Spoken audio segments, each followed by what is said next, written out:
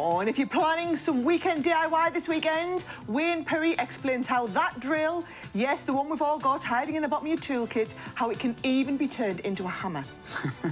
Now, did you know in the last year we spent more than £1,000 on home improvements?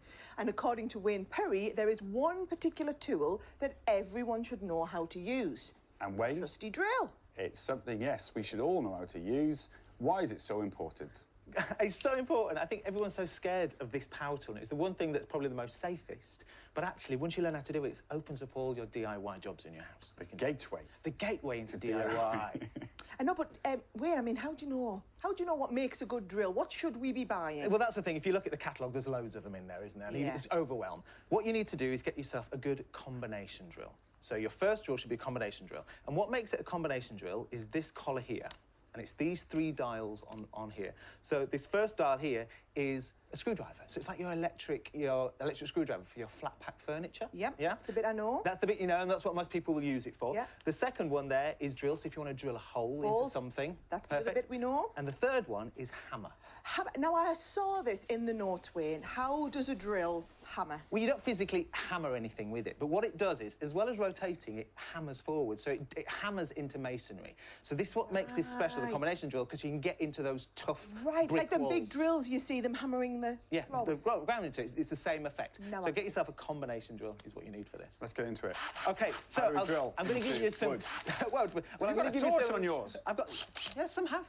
There's lots of little functions here, so I'm just going to give you some basic functions. Obviously, we've talked about the three collars on there. Do you remember as a kid you had a scale electric, and if you pull it, it'd go slowly and it goes quick? A lot of people just go in too quickly. So learn how to graduate your speed with that. On the top side, there's two buttons either side. If you're looking down on your drill, if you push in the right-hand side, push that button in. Righty-tighty means it goes forward, yeah?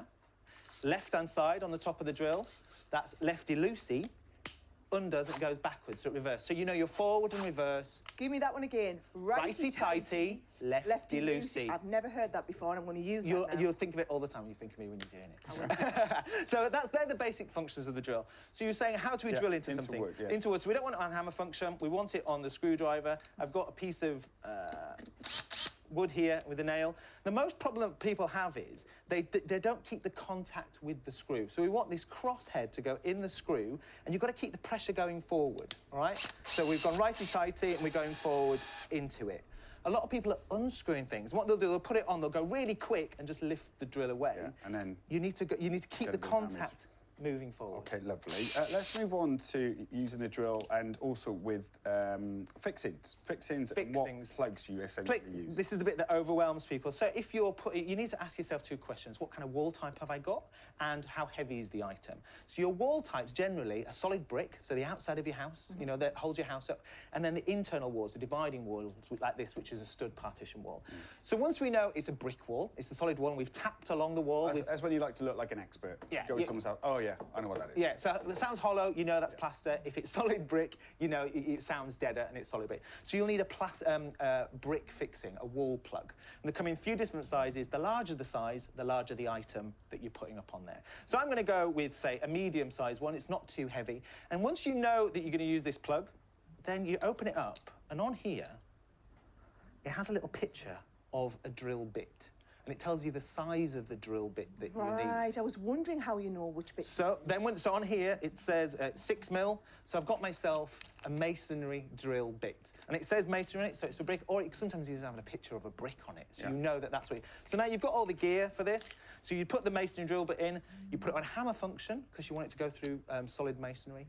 Drill the hole, you'd go that, showing there, you drill a hole into the solid masonry, and then you put in one of the plugs that you've got, turn your hammer function back onto screwdriver, and then screw in the screw that you need. So that's how you put everything you need right there. Yeah. It's all answered by answering that first question. All right. Before we get to the heavy pictures, because you might not have the wall, you might want to put it on like a partition or. Yeah. If you've got a plasterboard wall, it's very different. You don't need to buy the drill bit to do it. You can buy these self-boring plasterboard plugs. And what they do, they just fit in the end of like your screwdriver, your electric screwdriver, and you need to find the hollow bit on here. So I'm going to turn this round. This is a mock-up. It's a smaller version of your plasterboard wall. This is what your plasterboard wall looks like inside. Yeah. And bearing in mind, this plaster is only 2 sheets of paper with a bit of chalk in the middle. So you don't want to put anything too heavy on here, but you still want to put pictures up. Yeah. So you'd use these self-boring plugs. You would screw this directly into the plasterboard, and it would just spiral inside and it'd go flush. And then the screw that comes with these goes inside the end of this, and that's what you use to attach. Brilliant. And of course, the whole time you have to be careful with those electrics too. Wayne, thank you as always. You get through so much in so little time, just with that one tool of yours. Thanks, Wayne. Thank you.